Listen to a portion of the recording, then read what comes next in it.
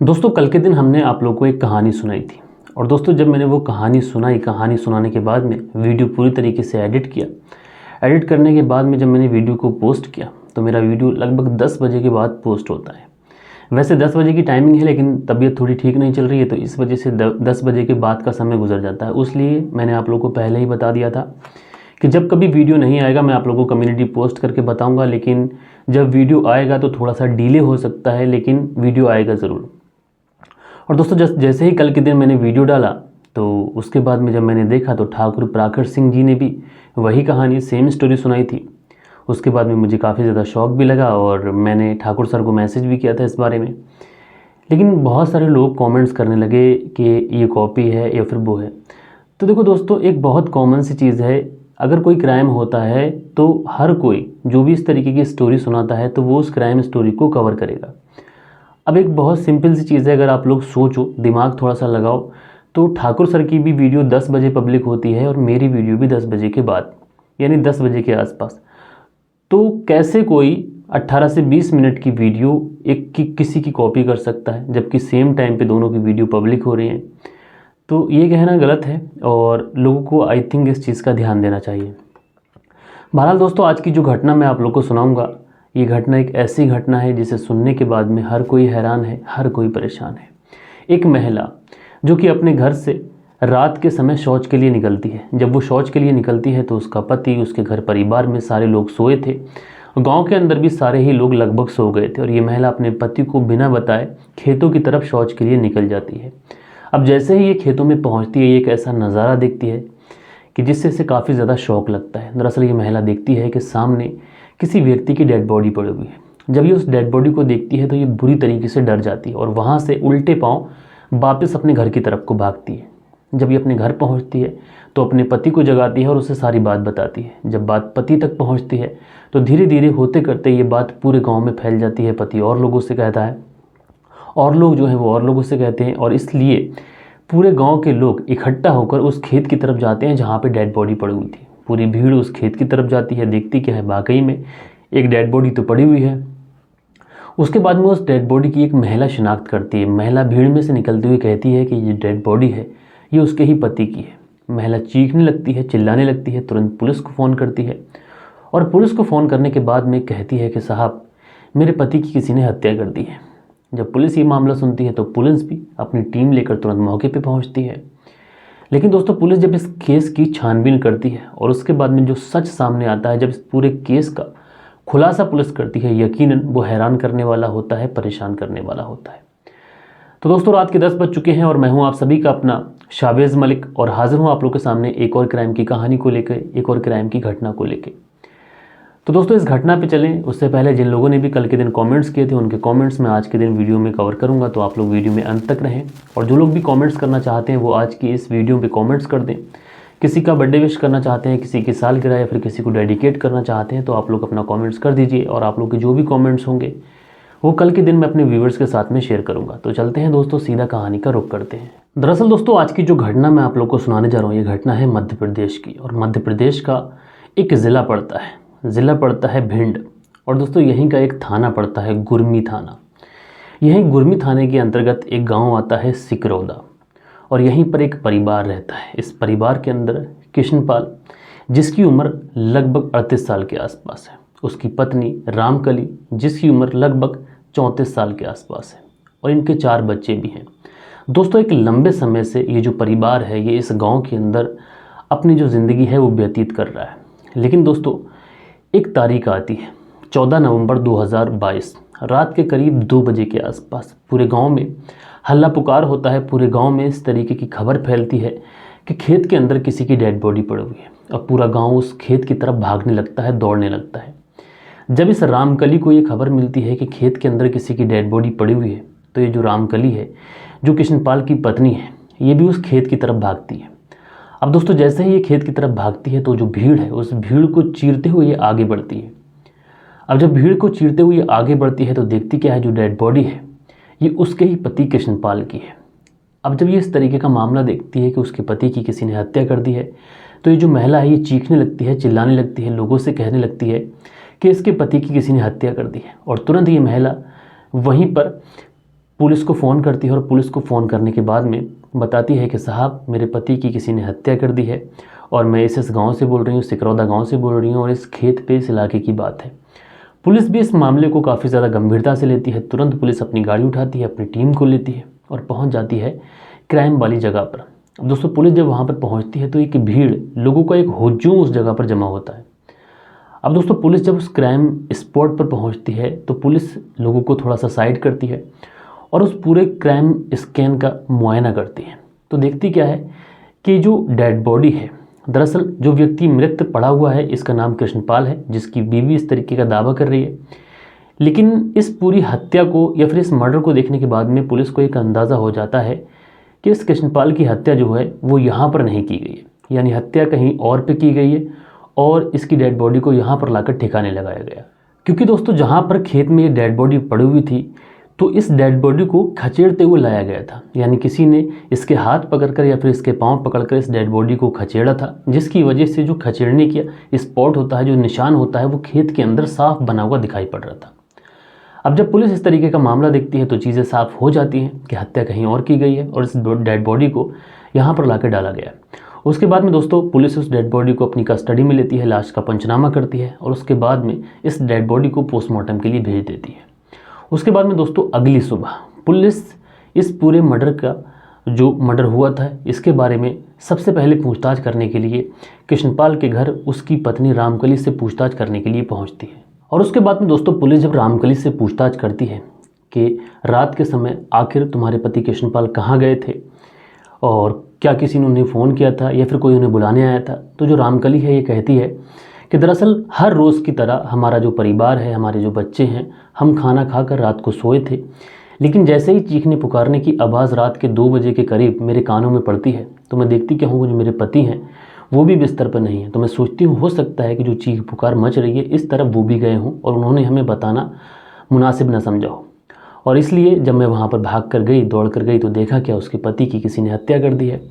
तो रामकली जब ये पूरा मामला बताती है तो पुलिस कहती है क्या तुम्हें किसी पर शक है, या फिर रामकली से पुलिस ये भी पूछती है क्या जो तुम्हारा पति था कृष्णपाल, उसका किसी के साथ में कोई झगड़ा था, कोई विवाद था। तो रामकली कहती है कि उसके जो पति हैं ये काफ़ी ज़्यादा सुलझे हुए इंसान हैं और ऐसा ना तो मुझे किसी के ऊपर शक है और ना तो उनका किसी के साथ में कोई झगड़ा रहा है।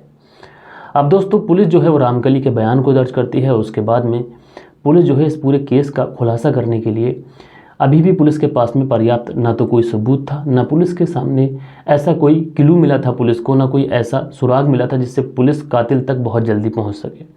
इसलिए पुलिस अब गांव के लोगों से पूछताछ करती है रामकली के बारे में और उसके पति कृष्णपाल के बारे में। तो गांव के लोगों से जो बात पता चलती है, दरअसल जो बात गांव वाले बताते हैं, उसे सुनने के बाद पुलिस को लगता है कि शायद अब इस केस का खुलासा बहुत जल्द हो जाएगा और कातिल का पता चल जाएगा।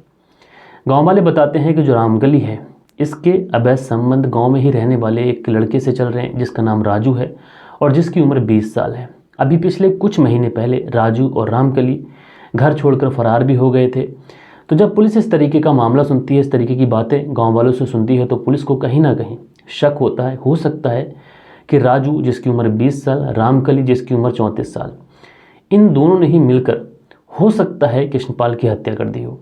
इसलिए पुलिस शक के आधार पर जो रामकली है उसको गिरफ्तार करती है और पूछताछ करने के लिए थाने लेके जाती है। अब दोस्तों पुलिस जब थाने में ले जाकर रामकली से पूछताछ करती है और रामकली से जब पूछती है क्या तुमने ही अपने पति की हत्या की है, तो रामकली जो है वो साफ इनकार कर देती है। वो कहती है ना तो मैंने अपने पति की हत्या की है और मुझ पर इस तरीके का इल्ज़ाम लगाना सही नहीं है।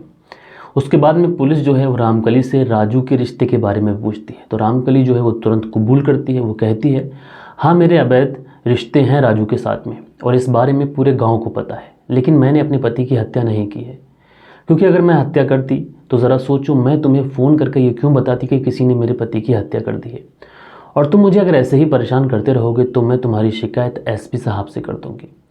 जब वो महिला इस तरीके की बातें पुलिस से कहती है, इस तरीके का यकीन पुलिस को दिलाती है, तो कहीं ना कहीं पुलिस वाले भी मजबूर हो जाते हैं और इसलिए पुलिस वालों को रामकली को छोड़ना पड़ता है। दोस्तों पुलिस रामकली को छोड़ तो देती है, लेकिन रामकली के ऊपर से पुलिस का शक नहीं जाता। इसलिए पुलिस रामकली के मोबाइल नंबर का CDR निकालती है और जब CDR निकाला जाता है तो पता चलता है कि जिस दिन हत्या हुई थी 14 नवंबर 2022 को, उस दिन रात्रि 2 बजे के आसपास हत्या हुई थी और उससे हत्या करने से पहले रामकली की जो बात है वो राजू से काफ़ी समय तक हुई, और हत्या का जो समय था उसके बाद भी रामकली की जो बात है वो राजू से हुई है। लेकिन दोस्तों CDR के अंदर एक और नंबर मिलता है। जिस दिन हत्या हुई है उस दिन रामकली ने उस नंबर को भी डायल किया था, और जब पुलिस उस नंबर की डिटेल निकालती है तो पता चलता है कि ये नंबर किसी वीर सिंह नाम के व्यक्ति के नाम पर रजिस्टर्ड है। और जब वीर सिंह का पता लगाया जाता है तो पता चलता है कि वीर सिंह कोई और नहीं बल्कि कृष्णपाल का चाचा है। जब इस तरीके की बात सामने आती है, इस तरीके के सबूत पुलिस को CDR के अंदर मिलते हैं, तो पुलिस फिर से रामकली को अरेस्ट करती है और फिर से पूछताछ करने के लिए उसे थाने लेके आती है। और थाने लेके आने के बाद में पुलिस फिर से रामकली से पूछताछ करती है। तो रामकली इस बार भी यही रट लगाई हुई थी कि उसने अपने पति की हत्या नहीं की है। फिर पुलिस उससे पूछती है कि जिस दिन हत्या हुई उस दिन तुमने राजू से फ़ोन पे क्या बात की? तो रामकली कहती है कि मैंने किसी को कोई फ़ोन नहीं किया और मैंने किसी से कोई बात नहीं की। जब पुलिस देखती है कि रामकली अब झूठ बोल रही, क्योंकि CDR में ये चीज़ें साफ हैं कि रामकली की और राजू की बात हुई है, तो जब पुलिस सोचती है कि अब रामकली झूठ बोल रही हो ना हो तो कातिल कोई और नहीं बल्कि रामकली को उसके बारे में सब कुछ पता है और रामकली सब कुछ जानती है। जब पुलिस रामकली से इस तरीके की बातें सुनती है तो पुलिस वो जो CDR पुलिस ने निकाला था उसकी कॉपी रामकली के हाथ में देते हुए कहती है कि हमारे पास सबूत है कि तुम्हारी बात राजू से हुई है और राजू के चाचा से भी हुई है।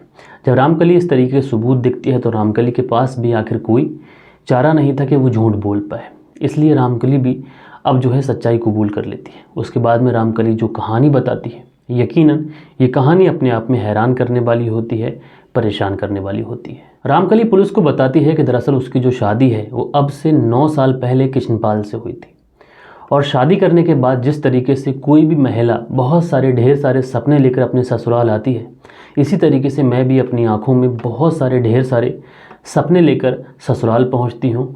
और जिस तरीके से और महिलाएं अपनी ज़िंदगी में जीना शुरू करती हैं उसी तरीके से मैं भी अपनी ज़िंदगी अपने पति के साथ व्यतीत करना शुरू कर देती हूँ। परिवार सही चल रहा था, जैसे जैसे शादी का वक्त गुजरता है और काफ़ी ज़्यादा जब वक्त गुजर जाता है तो धीरे धीरे इनको बच्चे भी होते हैं, और तकरीबन 4 बच्चे इनको होते हैं। और उसके बाद में रामकली बताती है कि जब हमारी शादी आगे बढ़ती है तो ये जो कृष्णपाल है ये शराब पीने का आदी हो जाता है और अक्सर शराब के नशे में घर बहुत ज़्यादा शराब पी के आने लगता है। जब रामकली अपने पति को इस हालत में देखती है तो वो समझ जाती है कि अब जो उसके सपने हैं ये साकार नहीं हो सकते, क्योंकि उसका जो पति है अब शराब का आदी हो चुका है।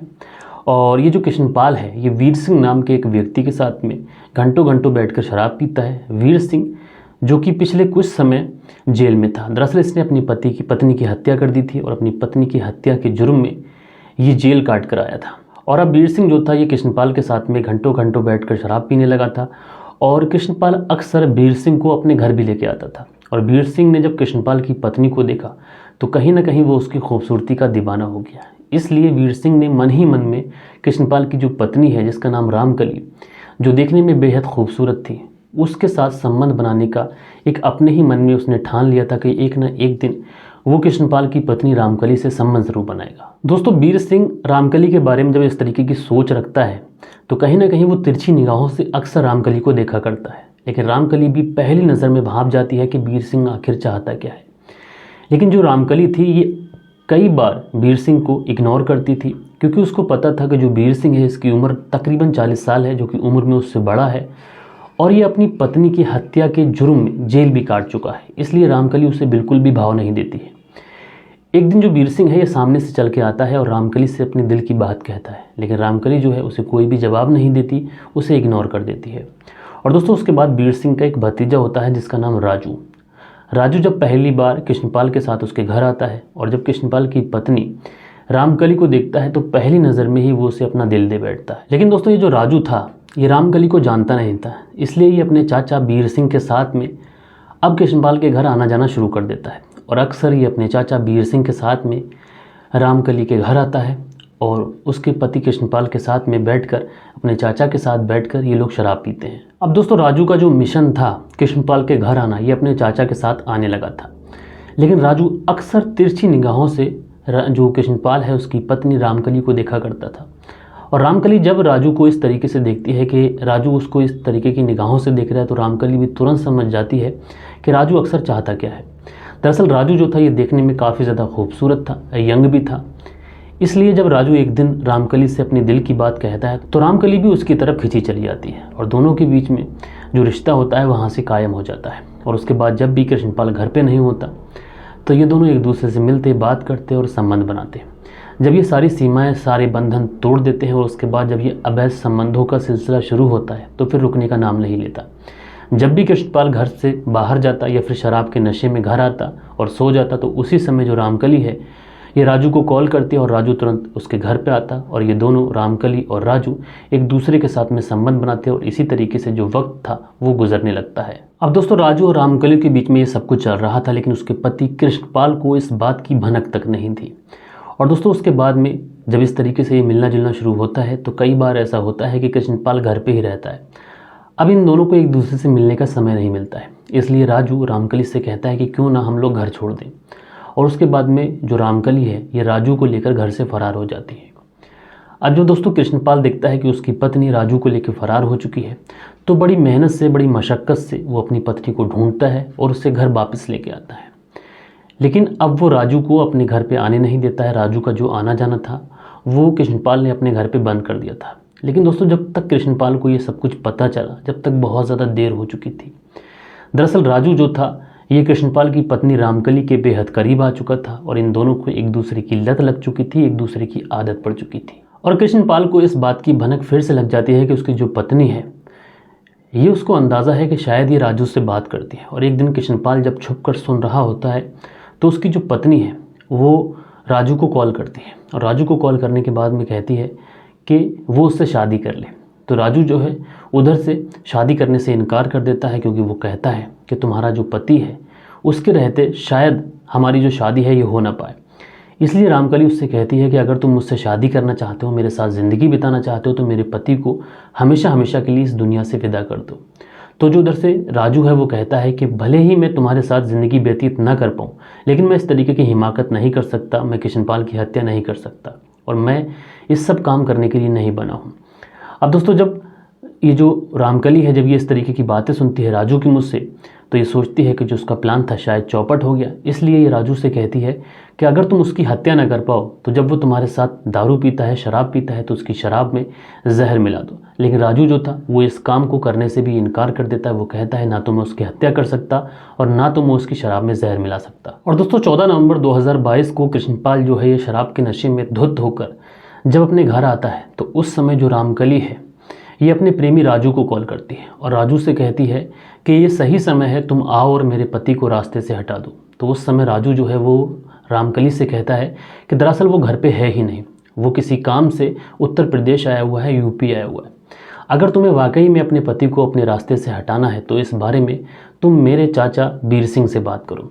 अब दोस्तों जब वो वीर सिंह का नाम बताता है तो ये जो रामकली है तुरंत फ़ोन काटती है और वीर सिंह को कॉल करती है और वीर सिंह को कॉल करने के बाद में कहती है कि उसके पति को रास्ते से हटाना है। जब वीर सिंह इस तरीके की बात सुनता है तो वो सारी वजह पूछता है। तो रामकली कहती है कि वजह ना पूछो, तुम जो चाहोगे वो मैं तुम्हारे साथ करने के लिए तैयार हूँ, बस तुम मेरे पति को रास्ते से हटा दो। तो वीर सिंह कहता है कि ठीक है, मैं तुम्हारे पति को रास्ते से तो हटा दूंगा, लेकिन उसके लिए तुम्हें मेरे साथ में संबंध बनाने होंगे। तो रामकली जो है वो तैयार हो जाती है और वीर सिंह संबंध बनाने का वादा कर आखिरकार रात के करीब 11 बजे रामकली के घर पहुंच जाता है। तो देखता क्या है, जो कृष्णपाल है ये शराब के नशे में धुत होकर सोया हुआ है और उसी समय ये दोनों एक कपड़ा लेते हैं और कपड़े से जो कृष्णपाल है उसके दोनों हाथ पांव बांधते हैं और एक बिजली के तार से उसके जिस्म में करंट को दौड़ाते हैं। करंट को जब दौड़ाते हैं तो करंट को दौड़ाने की वजह से उसकी मृत्यु हो जाती है। उसके बाद में अपने पति कृष्णपाल की डेड बॉडी के ही सामने ये जो रामकली है ये अपने प्रेमी वीर सिंह के साथ में संबंध बनाती है और जब ये लोग अपनी हवस को पूरा कर लेते हैं तो हवस को पूरा करने के बाद में अब ये डेड बॉडी को ठिकाने लगाने का प्लान बनाते हैं और जो कृष्णपाल था इसके हाथों को बांधते हैं, इसके पाँव को बांधते हैं और एक रस्सी से खचेड़ते हुए घर के बाहर लेके जाते हैं। रात के करीब 1 से 1:30 बजे का समय था जब ये डेड बॉडी को खचेड़ कर बाहर लेके जा रहे थे।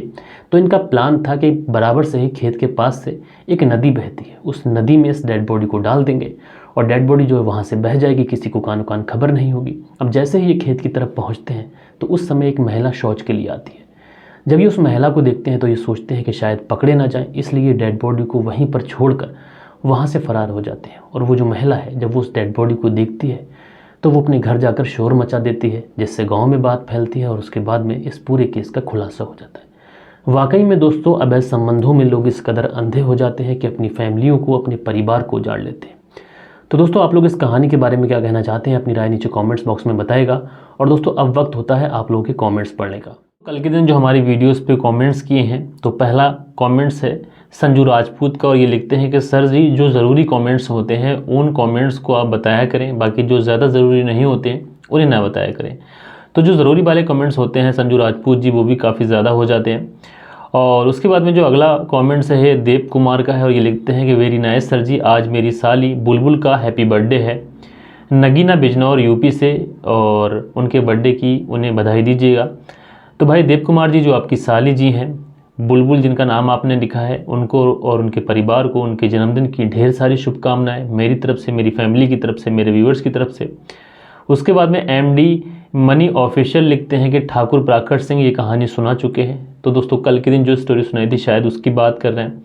तो देखो दोस्तों, ये सिर्फ एक कोइंसिडेंस था। मैंने आप लोगों को बता भी दिया था कि मेरी और ठाकुर जी की एक ही समय पे वीडियो आती है, तो इत्तेफाक से उन्होंने भी उसी पे कहानी भी बना दी और मैंने भी। उसके बाद में पेटीएम अर्निंग करके है, और एमडी आरिफ, मुझे आपकी कहानी अच्छी लगती है, मैं यूपी बनारसी उत्तर प्रदेश से हूँ। तो भाई आपका बहुत बहुत धन्यवाद एमडी आरिफ जी। उसके बाद में इन्फो ब्यूटी कलेक्शन, ये लिखती हैं कि काफ़ी अच्छी वीडियो बनाते हैं सर, थैंक यू, आपका बहुत बहुत धन्यवाद।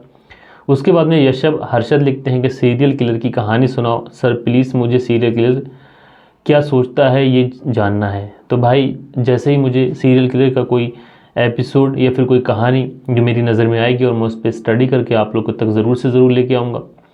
उसके बाद में जो अगला कमेंट्स है, ये अगला कमेंट्स है, ये लिखते हैं राम प्यारे यादव, ये लिखते हैं सर नमस्ते प्रणाम, आपकी कहानी सुनकर बहुत अच्छा लगता है, मैं आपकी कहानी रोज़ सुनता हूँ आजमगढ़ से। तो भाई आपका बहुत बहुत धन्यवाद कि आप आजमगढ़ से हमारी कहानी सुनाते हैं।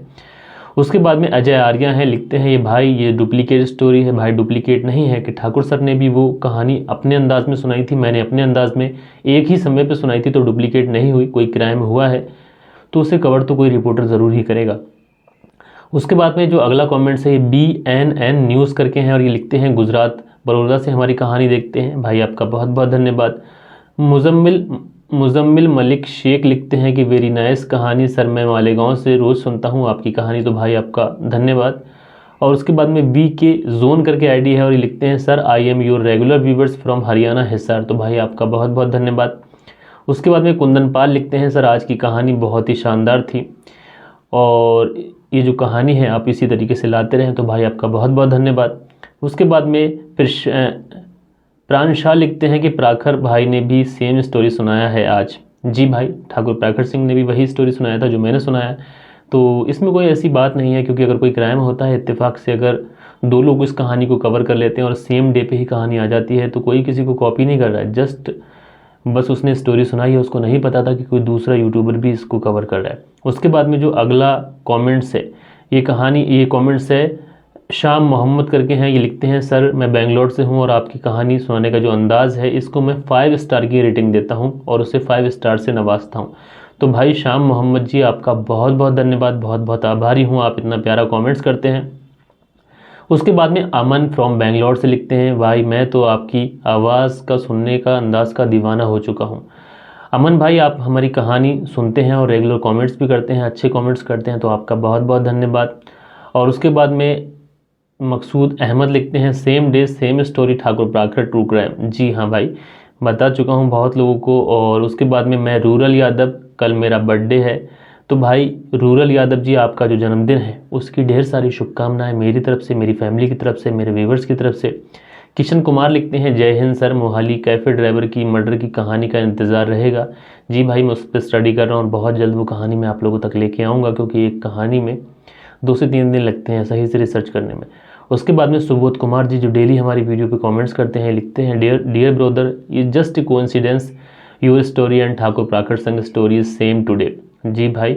और उसके बाद में जो अगला कमेंट है अनुज गोदारा, नमस्कार सर जी, मेरा नाम अनुज गोदारा है, आप नाम के आगे गडरा बोलते हैं। नहीं सर, मैं गोदारा ही बोलता हूँ, और गोदारा बोला करो, आपसे बहुत खुश हूँ, बाकी कोई आपसे शिकायत नहीं है। जय हिंद। तो जय हिंद भाई। अगर मैंने गोदरा बोला है तो उसके लिए माफ़ी चाहता हूँ, लेकिन मैं गोदारा ही बोलता हूँ भाई। उसके बाद में जो कमेंट है ये नासिर पठान का है, भाई मेरा नाम क्यों नहीं आता। भाई नासिर पठान जी, बहुत सारी स्टोरी में हमने आपका नाम लिया है, लेकिन अगर कहीं रह गया है बाई मिस्टेक तो उसके लिए मैं आपसे माफ़ी चाहता हूँ। और उसके बाद में जो अगला कमेंट्स है ये लिखते हैं मजीद अंसारी जी, सर जी देश का ख्याल कैसे रखें। भाई देश का ख्याल रखने के लिए बहुत सारे रास्ते हैं। ज़रूरी नहीं है कि अगर आप आर्मी में नहीं हैं या फिर किसी ऐसी पोस्ट पे नहीं हैं जिससे आप देश का ख्याल नहीं रख सकते, बल्कि एक आम आदमी होने के नाते भी आपके पास बहुत सारे ऐसे फ़र्ज़ होते हैं, बहुत सारी रिस्पॉन्सिबिलिटी होती हैं जिससे आप देश का ख्याल रख सकते हैं। लाइक आप लोग अपने इन्वायरमेंट को स्वच्छ रख सकते हैं, क्लीन रख सकते हैं, साफ़ रख सकते हैं, ट्रैफिक के नियमों का पालन कर सकते हैं। बहुत सारी ऐसी चीज़ें हैं, लोगों को सही जगह सही काम करने की सलाह दे सकते हैं, बहुत सारे रास्ते हैं। उसके बाद में जो अगला कमेंट्स है वो लिखते हैं सीरियल किलर की कहानी सुनाओ सर। चंद्र आशीष वसाना है, डियर सर नमस्ते, thank you for crime stories. ये कमेंट्स हमने कल के दिन कवर कर लिया था। सो दोस्तों ये थे आप लोगों के कुछ कमेंट्स। और कल के दिन वीडियो के अंत में मैंने एक चीज़ बोली थी, शायद उस पर किसी ने रिप्लाई नहीं किया, कमेंट्स नहीं किया। मैंने बोला था कि आप लोग देखते हैं कि इस समय हमारा माइक थोड़ी प्रॉब्लम कर रहा है, तो ऐसा कोई है हमारा व्यूअर्स जो हमको माइक गिफ्ट कर सकता है। जस्ट जोकिंग में था वो। बहरहाल आप लोगों ने किसी ने कमेंट्स नहीं किया। सो दोस्तों आप लोग को हमारी कहानी कैसी लगी कमेंट्स करके ज़रूर बताइएगा। और दोस्तों हम लोग मिलते हैं हमारी कल के दिन किसी और कहानी में, किसी और क्राइम स्टोरी के साथ। जब तक के लिए अपना ख्याल रखें, परिवार के रिश्तों की अहमियत को समझें, परिवार का ख्याल रखें, अपने बच्चों का ख्याल रखें, देश का ख्याल रखें। जब तक के लिए जय हिंद, जय भारत।